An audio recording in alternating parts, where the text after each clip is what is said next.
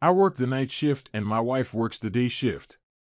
Her workplace mostly has male colleagues, so she spends more time with them, but there are also women in auxiliary roles, like in the office or the spare parts department. We've been together since we were 17, and now we're in our 40s with children. I won't go into the details of our family life. It's worth noting that she recently started working in this field, so workplace relationships have become a new thing. She's been spending more time with her female colleagues after work, not just occasionally. She finishes work around 5, but comes home at 7 or 8. A couple of times, she even stayed overnight at their place after drinking, which surprises me because she's usually responsible and doesn't drink in public places, but for now I'm not too worried. I was at home last night, not working, and went to bed at my usual time, at 3 a.m. Her phone screen's glow woke me up. I couldn't tell if she was texting or browsing the internet, and she didn't seem to hide it from me, so probably nothing suspicious. However, she got up and started getting ready for work, even though her shift doesn't start until 8 o'clock. I asked her about it and she agreed but said she was going for a walk with her colleagues. She's a diesel engine repair mechanic and looked more dressed up than I'd expect for a walk or a regular work day. She left around 4 o'clock, probably reaching her friend's place by 4:30. It was still dark, drizzling, and about 45 degrees outside, which doesn't seem like good conditions for a walk, especially in Arizona where raincoats aren't common. Also, she drives a truck and I drive a car. At 5 o'clock, I texted her about using the truck for a dump run, but she didn't respond, so I called her 15 minutes later, and she said they were still on the walk. She asked me to pick up the truck at her workplace. If it weren't raining, I might have considered checking if her hair was wet after a second shower. I tend to overanalyze things due to my unique way of thinking, and sometimes I have trouble reading social cues, so I'm wondering if I'm overthinking this. I decided to confront her and asked to see her phone. She tried to divert my attention and demanded to see my phone, which I gave her along with the password. I had nothing to hide since I hardly have any personal time, let alone meet others. However, when I checked her active messages, nothing was deleted, but when I tried to find a specific conversation that had caught my attention earlier, it had oddly disappeared. Feeling suspicious, I called the person who had raised my fears, hoping to see his name. I handed her the phone and told her I wanted to see their text conversation. She acted innocent, but I pointed out that she messaged him before leaving home and after returning, even when she claimed to be in Vegas. Instead of explaining, she acted confused as if she didn't understand why the telephone operator had stored their messages. Disappointed, she went upstairs and refused to talk further. Feeling hurt and betrayed, I decided to pack up and leave. I informed her of my intentions and left after packing my things. Now, let me share what I learned from the police investigator about the confrontation. Firstly, he emphasized that for minor offenses, the guilty party rarely fully admits. Even if they confess in one instance, they often withhold important details, so it's unrealistic to expect a complete admission, especially in cases of ongoing infidelity. When you find yourself in such a situation, it's a major breach of trust, and you might need to consider legal action or making a significant decision. You're essentially looking for more information to use later. He also advises starting a confrontation by suggesting you have more information than they think and encouraging them to talk. The truth is the only valuable thing in this situation, so don't reveal the extent of your knowledge. Treat it like a high-stakes poker game and don't show your hand. He also noted that despite searching her phone, don't expect to find anything. It's likely well hidden or already deleted. Unless they lack intelligence, perpetrators tend to conceal evidence, anticipating a confrontation. Your job is to establish the absence of text messages and call logs to provide evidence. It's crucial to obtain records of text messages and calls from your telecom operator and check for gaps in dates and times. Lack of communication with a specific person suggests they were together in these moments. Make them believe you have the information while concealing its limitations. Obtaining direct evidence of their wrongdoing is often challenging. During a confrontation, demand access to their phone. They will likely resist and demand to see your phone, making similar accusations. Be prepared for them to stare at you. Your wife reacted the same way. When I asked, she claimed not to know my password and insisted I reveal it. Remember that the guilty party fears being discovered and is more concerned about what you might find on their phone than what they might find on yours.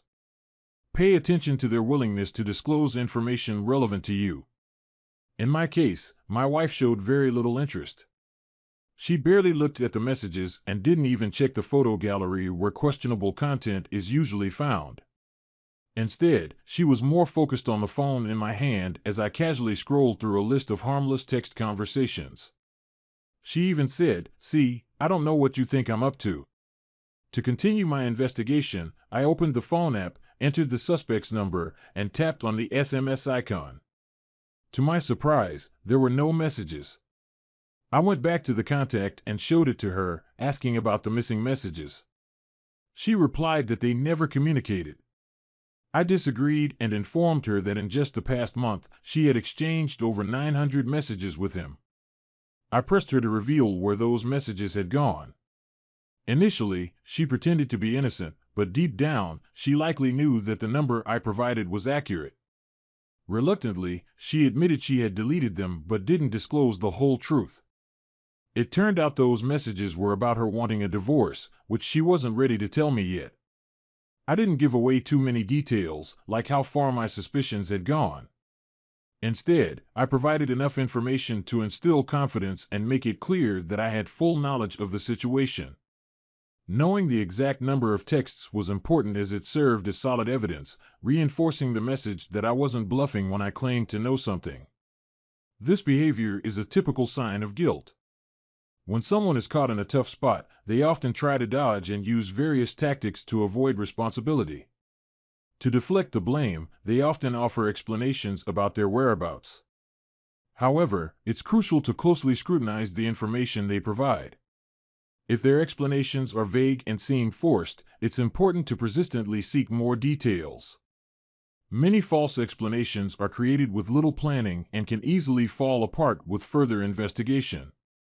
While they may provide some information about going to a bar with friends, it will likely lack specific details, such as a heated argument or who won a game of darts. Innocent spouses typically willingly share details of a pleasant evening with friends. Guilty ones, on the other hand, wonder why you're so interested in their activities.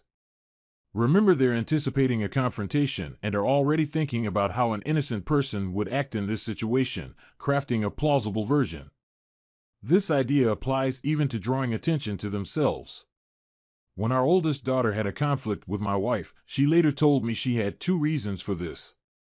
First, she wanted to steer the conversation in the right direction in case our daughter turned to me. Secondly, culprits often think that by putting themselves at the center of attention, the focus will eventually fade. Looking back, I realized I made a mistake by not asking why our daughter came to that conclusion. I should have asked her to clarify what she said that led to that conclusion. Looking back, I should have taken the initiative and called my daughter myself. It's worth considering how an innocent spouse would respond when accused by someone else. They would likely be happy to provide unsolicited, detailed explanations because they have a clear conscience. Now, let's think about how an innocent person would behave. They might be annoyed by a request to see their phone since they still expect some privacy, but in the end, they would hand over the phone without much resistance. In all likelihood, they'd be genuinely puzzled at first. Honest individuals don't try to mislead or deceive others. It's also important to note that the most convincing lies often contain elements of truth. In my wife's case, she claimed to have spent time alone in a tattoo parlor getting sketches. However, when she returned home, she didn't bring any sketches or take pictures of them. Moreover, she said very little about the experience and only showed me some design ideas from the internet. She said the appointment was at 1 p.m., but she left our house at 11 a.m., so it only took her 45 minutes to get to the tattoo parlor. When she got back home, it was around 6 p.m. While I believe she did visit the tattoo parlor that day, I suspect she may have visited his house beforehand. Maybe they did something together, and buying a ticket for a future visit could serve as a potential alibi. They might have had lunch and deep conversations about moral theology at his place before returning home. This is when I decided to sort out the situation. So it's important to note that a simple alibi doesn't always explain every detail. She mentioned difficult traffic but didn't provide any specific details like a blue Honda overturning. She also mentioned going to Home Depot to look for lifting belt rings but returned empty-handed, indicating an unsuccessful trip. There are other details he taught me, but I can't recall them all now. I'll report them as soon as I can. She continues to maintain a relationship with him, and it seems unlikely that things will work out between us. I've come to terms with the fact that my anger issues played a significant role in her distancing herself, but I'm actively working on improving myself and have made progress. Although she never admitted to cheating, I'm ready to forgive, considering my part in this situation. She said our relationship has no hope, but she offered cohabitation for the sake of our children. I have concerns about the terms of cohabitation as it appears to be a compromise driven by her hidden fears. In response, I offered her a divorce if that's what she really wants. However, since she hasn't mentioned it, I take it as a clear sign that she doesn't want a divorce. There's a possibility she's starting to soften her stance. As evidence, we recently went out for dinner with the kids and she was friendly. We even had a pleasant conversation and she maintained eye contact. At that time, I genuinely thought that the walls around her heart were starting to thaw, but things took a different turn. On the way back home, she made a subtle comment seemingly to remind herself that she no longer loves me. People often say it's easy to walk away from a cheater, but when you share children, the pain of betrayal runs deep. The life I knew was closely tied to our shared existence. Those who believe I'm showing weakness can see themselves as victorious. However, this morning I woke up to find her gone. I know where she is even without knowing where he is. I know his address. I took some photos of her truck in his garage earlier, although I'm not quite sure why I felt the need to do that. Maybe it was to understand her emotional state. When I arrived at their place, I initially spotted only his car in the driveway. To my surprise, her car was nearby. Unaware of my presence, she texted me asking if we needed any household supplies like garbage bags. I replied that we were out of groceries, and using the opportunity, I asked if she could buy cream for me. While pretending to be confident about her location, I didn't react at first. Soon, I noticed him driving his car out of the driveway and her car was parked in reverse. It was clear they left together. I walked up to the door intending to ring the bell, but got no response. In an attempt to initiate a conversation, I messaged her, asking if she'd received the mentioned letter. She said she hadn't seen it and I shared its contents with her. After that, she expressed willingness to discuss the matter. Later, when she texted me that she was at Costco, I immediately replied that I knew she wasn't there. About 45 minutes later, I received a message with a photo of a familiar Costco building. It was evident she had just arrived and was creating a story. Choosing not to give in to persuasion, I asked her to send a photo of her truck if she wanted me to believe her. She calmly replied that she honestly didn't care about convincing me. At that moment, I had to acknowledge her good intentions. She might have been trying to shield me from more emotional pain. Perhaps she even feared my reaction, which made me feel regretful. However, the constant lies were causing more distress than the unfiltered truth. In an effort to confirm her words, she sent me a photo of herself inside a Costco store. Despite receiving this evidence, I chose not to respond, allowing the weight of her deception to linger in silence. I'm in a state of deep internal turmoil, contemplating those moments when, in fits of anger, I contemplated leaving her and our children.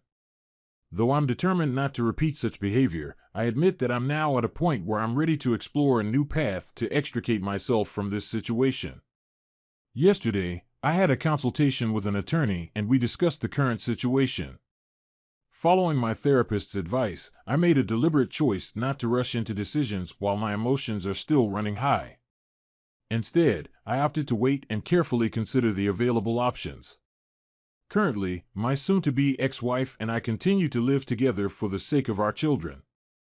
It's not an easy arrangement, as I often feel financially burdened supporting the household while she's involved with another man. Adding to the complexity, she maintains a separate group chat with our kids, using it to share false information like going out drinking with someone named Maria at 4 a.m. I realized she'd have to go to work soon, with just a few hours before her shift starts. Given that bars are typically closed at this time, it became evident that her recent claims of going out for drinks were mere fiction. I'm even more concerned about how these lies affect our youngest child, who, as it turns out, has autism with a high level of functioning. He tends to look up information about the opening hours of various establishments like bars or gyms. They're starting to catch her in a web of deceit. If she can continue deceiving me without consequences, the repercussions of her dishonesty now extend to our children. But after a few quiet nights, I've reached a point where her actions no longer keep me awake at night. I've already consulted with a lawyer who informed me that with shared custody, the alimony I'll have to pay amounts to only $42 a month. My wife doesn't want to sell our family home, and it's evident that she can't buy it from me or acquire it on her own. However, according to my lawyer, if I decide to sell the house, then it will indeed be sold. This realization puts me in a somewhat challenging position. I have considerably more savings than she does, which puts my property at risk of being divided equally. Nevertheless, there are some investments and shares in the company that haven't fully matured yet. The lawyer assures me that these assets can be protected because there's still some ambiguity surrounding them. Furthermore, the lawyer suggested I could safeguard all my assets by using the house as leverage in negotiations. If I decide to contribute only half of the house payments until our children reach adulthood in 5 years, I can negotiate an equal share of future assets.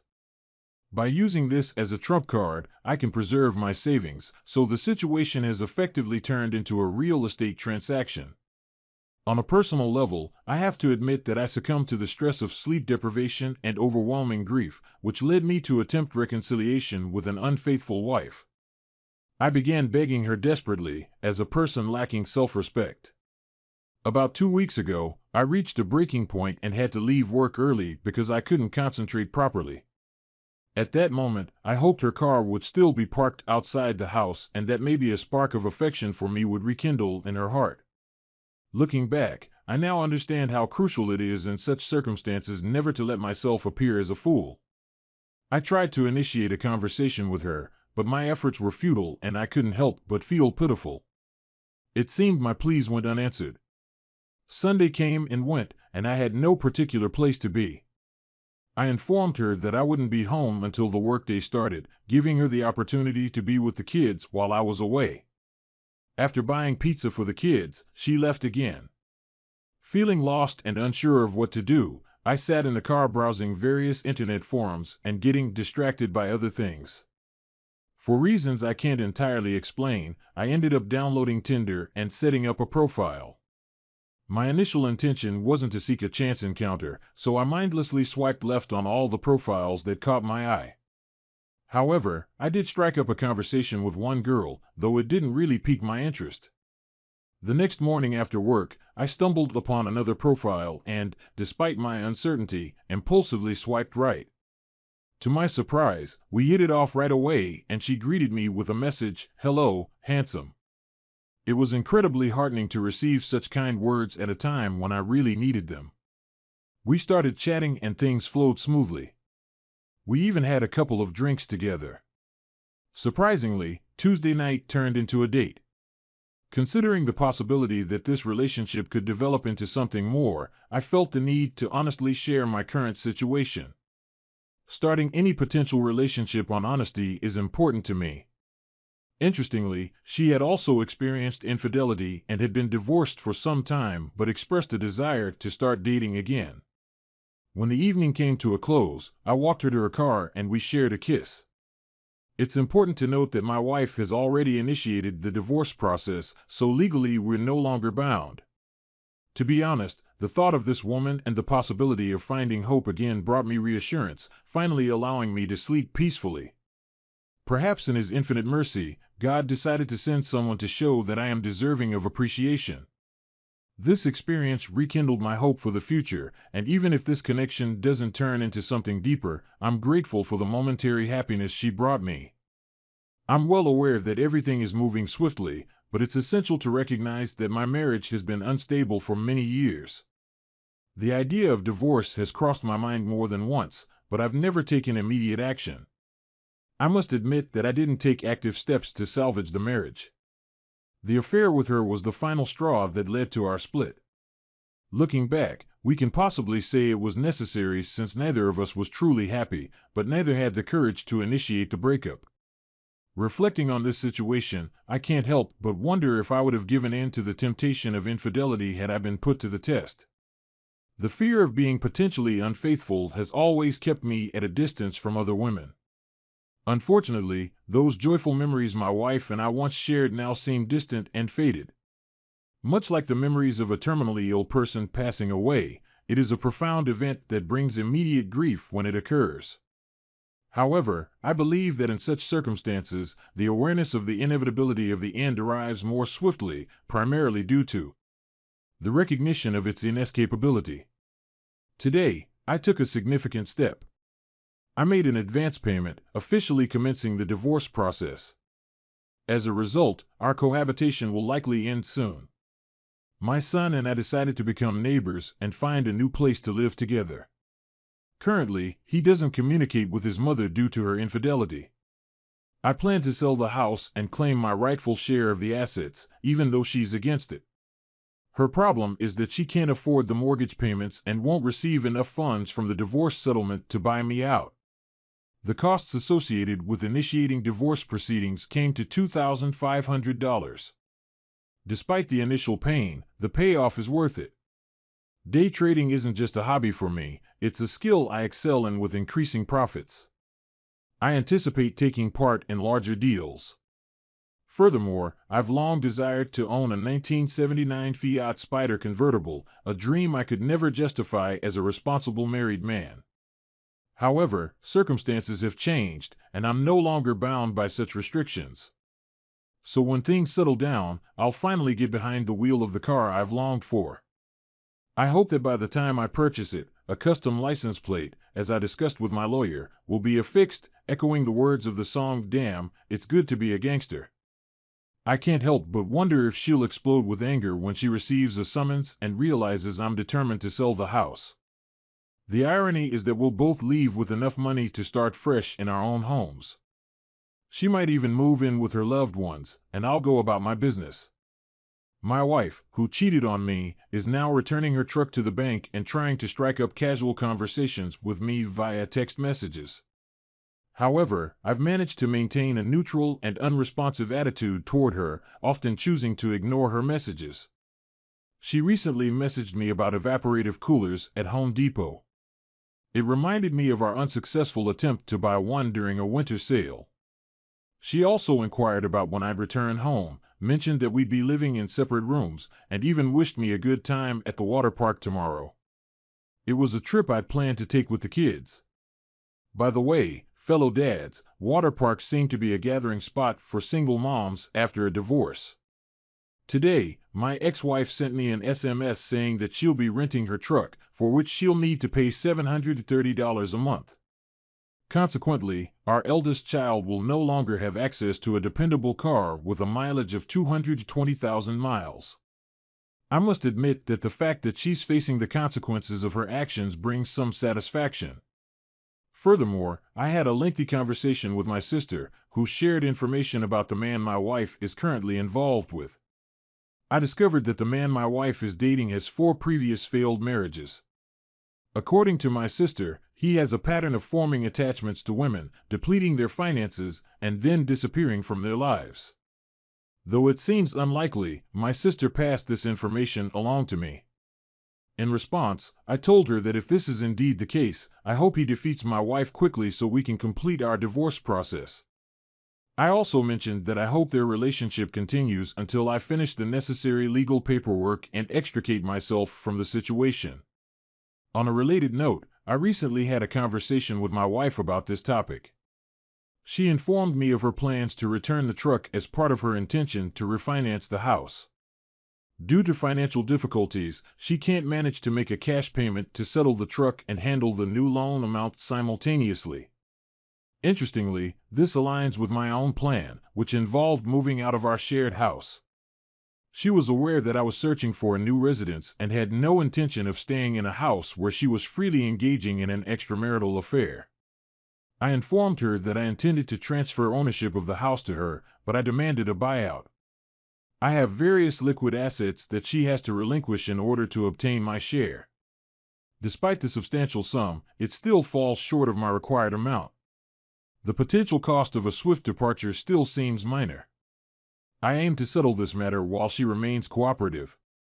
Experience has shown that with time and increasing physical separation, people tend to undervalue the importance of an equitable division. Even though she expressed dissatisfaction about not receiving a portion of the liquid assets, I assured her that she would have full ownership of the house and could do with it as she saw fit, whether that meant keeping it until our children grow up or inviting her boyfriend to live there. The decision is hers to make.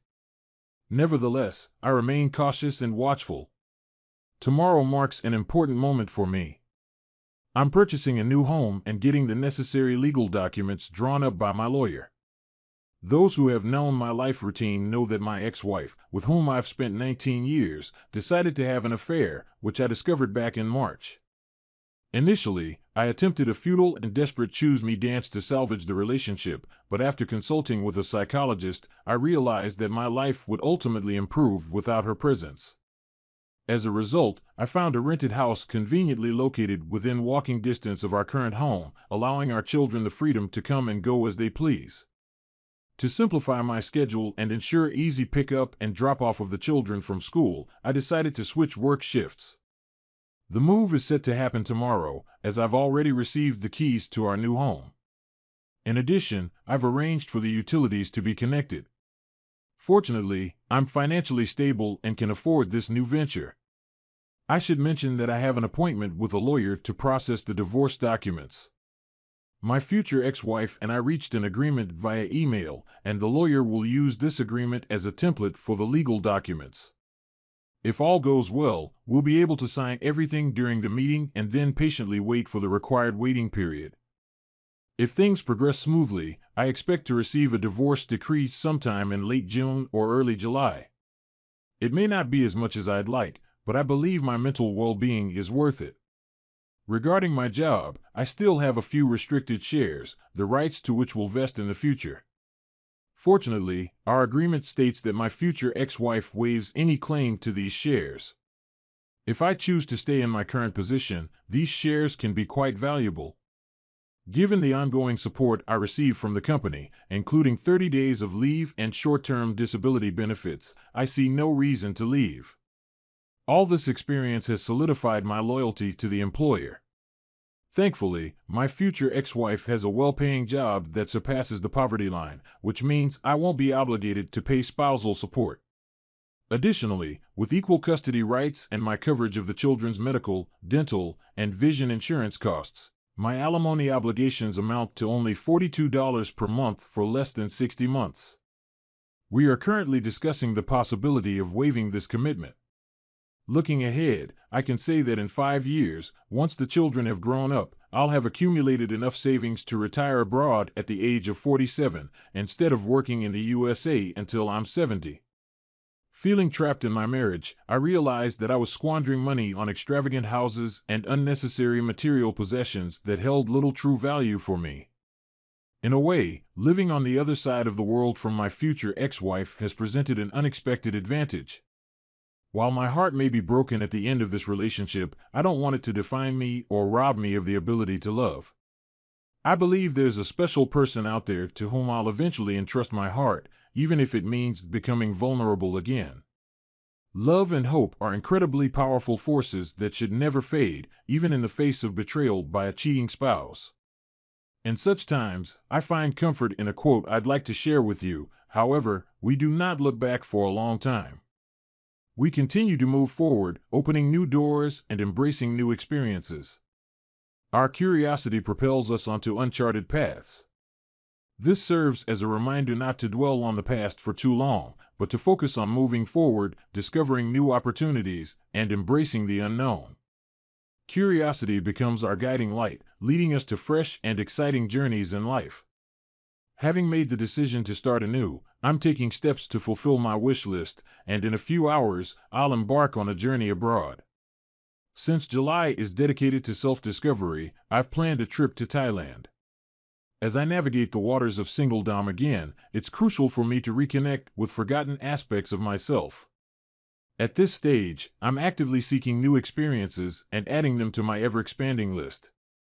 When my soon-to-be ex-wife sends me a message, I respond at my own pace, sometimes taking several days.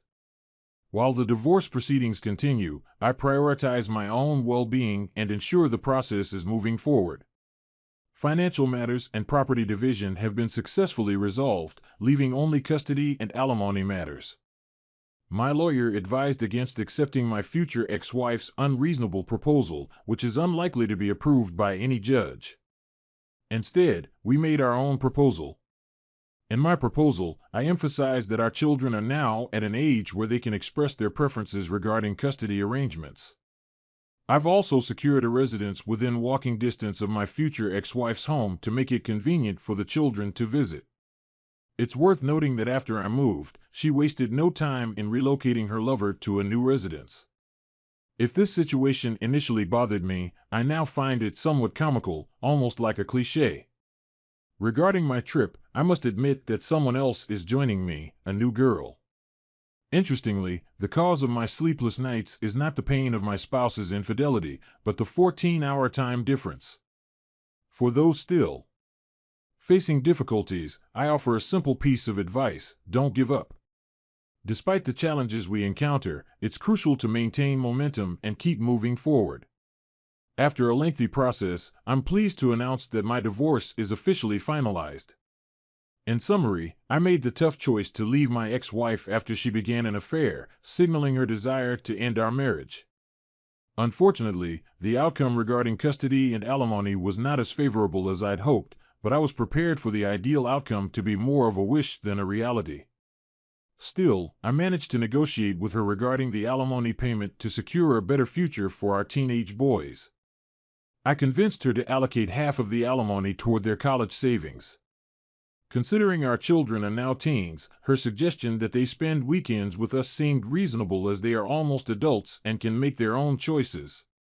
With only a few significant events remaining, the custody agreement now requires my ex-spouse to handle the children's school transportation. However, this situation allowed me to secure a travel position at my job, which enables me to work overtime for about 15 hours a week and cover food expenses. Fortunately, this overtime doesn't affect the alimony calculation in our jurisdiction. Additionally, I made adjustments to my work insurance policy, excluding her from the participants, resulting in additional savings for me. It's possible that the insurance she receives at work may surpass what she gets in alimony. Furthermore, I recently learned about some health issues she's facing, including breast cysts, which further complicate her situation. The fact that she's dealing with potential health problems following her affair with another man might be seen as a form of poetic justice. I apologize if my words seem harsh, but I believe in speaking honestly. In light of recent events, I've taken measures to update my life insurance plan so she can't benefit from it. The other day, I encountered her personally while providing financial assistance for our child's medical needs. Surprisingly, this encounter didn't affect me emotionally. I'm moving forward, trying to live a positive life free from negative influences. My advice to those just starting on this challenging path is not to lose hope. Remember that there is light at the end of the tunnel, and brighter days lie ahead. I must admit that in the initial stages, I acted disrespectfully, begging her to return and displaying a lack of confidence and composure. It even led to me taking temporary leave from work and facing other problems. However, I can confidently say that it's possible to survive. It may not be easy, but it's achievable. It seems like karma's wheels are beginning to turn. I've always believed that justice prevails and people tend to face the consequences of their actions. I recently learned that my ex-wife was terminated from her job, which ironically was at the same place where she first met her lover. This seems fitting, given her history of damaging previous marriages and engaging in inappropriate relationships with colleagues. Considering her past actions, it's possible the circumstances were viewed differently. Yes, it's true she had 2 affairs, and it turns out her partner was also married. Later, I found out she was diagnosed with breast cancer and is now undergoing treatment. Having lost her job, she's barely making ends meet. It also came to light that her older lover persuaded her to sell the house and disappeared with the money. While the children say she's in an emotional breakdown, I can't find sympathy for her. She chose this path for herself. While she slowly faces the consequences, I'm building a new relationship with a woman who values and loves me.